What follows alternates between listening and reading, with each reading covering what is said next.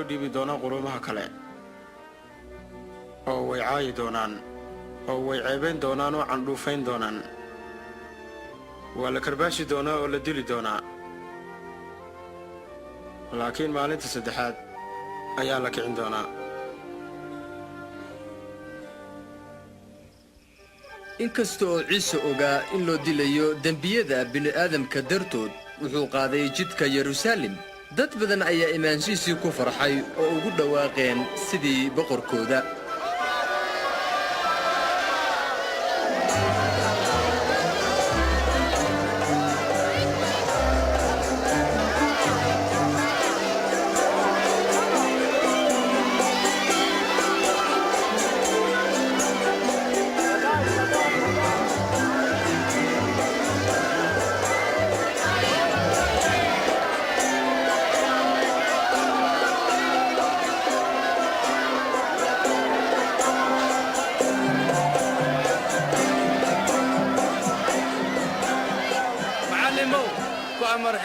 inay aamusaan waxaan idin sheegayaa haddii ay aamusaan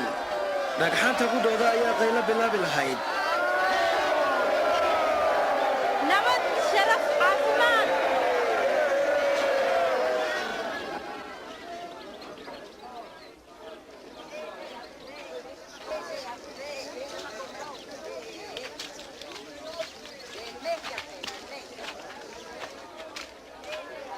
ciise markuu u dhowaaday yeruusaalem oo uu arkay ayuu ooyey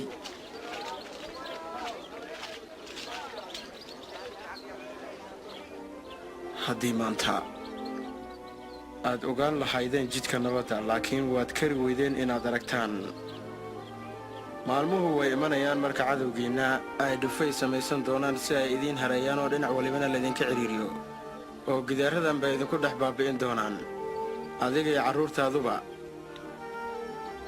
oo iyagu dhagax dul saaran idinka tegi maayaan waayo idinku maydaan xusuusan wakhtigii booqashadiinna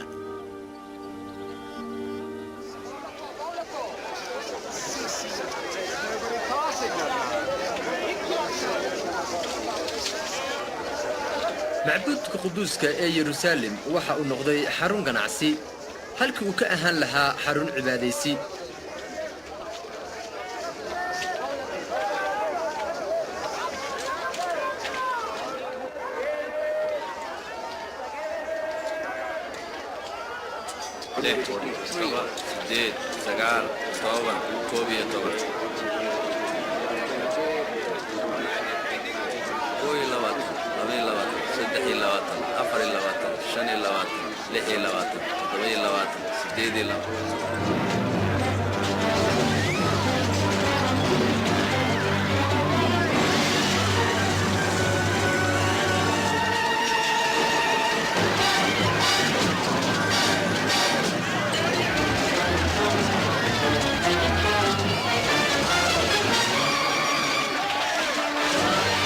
way qoran tahay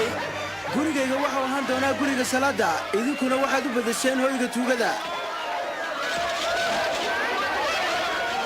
xoolahayga joojiye isaga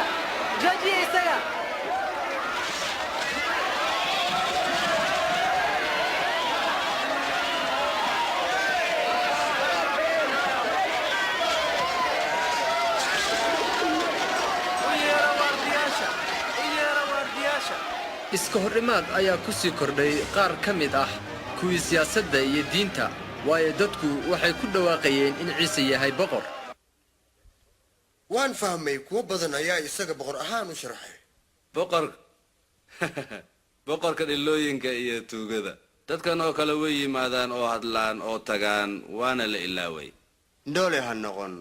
isaga raacistiisu way sii kordhaysaa dadkuna way ka heleen oo waxay u maleeyaan boqor aan digniin idin siiyo haddii ninkani sii wado khatargelinta nabadda idinkaa ka mas-uul ah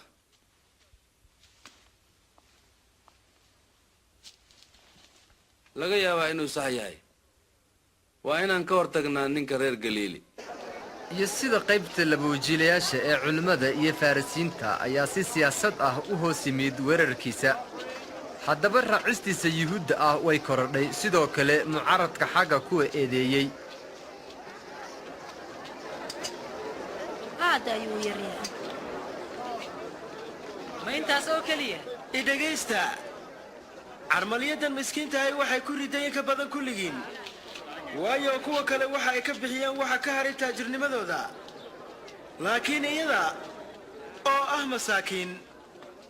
waxa ay ku riday wixii ay ku noolayd noo sheeg xuquuqdeed u leedahay inaad waxyaalahan ku hadashid ayaa ku siiya xuquuqdaas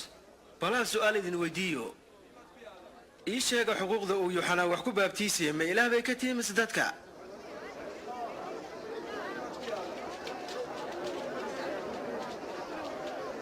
maxaynu nidhaahnaa haddii aynu nidhaahno ilaahayay ka timid wuxuuna odhan doonaa miyaad rumaysneen yuuxana haddii aynu nidhaahno dad ayay ka timid shacbigaana dhagaxayn doonaa dhammaantood waxay aaminsan yihiin in yuuxanaa nebi ahaa ma naqaan meel ay ka timid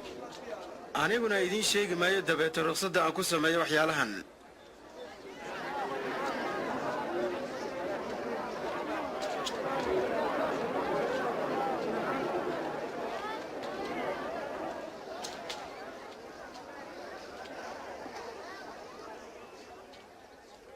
nin baa maalin waxa uu beertay beer canab ah wuxuu ka kiraystay beeraley oo gurigiisuu aaday muddo dheer markii uu gaaray wakhtigii midhaha la ururin lahaa ayuu addoon u soo diray beeralaydii si uga soo qaado wixii soo go'ay qaybtiisa laakiin beeralaydii intay dileen ayay dib u celiyeen isoon waxba wadin haddaba waxa uu diray addoon kale isagaana way garaaceen oo si ceeb badan ayay ula dhaqmeen oo dib ayay ugu celiyeen isagoon waxba wadin dabeetana wuxuu soo diray mid saddexaad laakiin beeralaydii isagana way dhaawaceen oo bannaanka u soo tuureen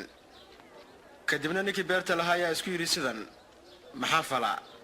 waxaan diri doonaa wiilkayga qaaliga ah hubaal isaga way sharfi doonaan laakiin markii ay arkeen isaga oo soo socda beeralaydii waxay isku yidhaahdeen kani waa wiilka ninka beerta leh aynu dilno si ay hantidiisa teenna u noqoto noo sheeg wax kale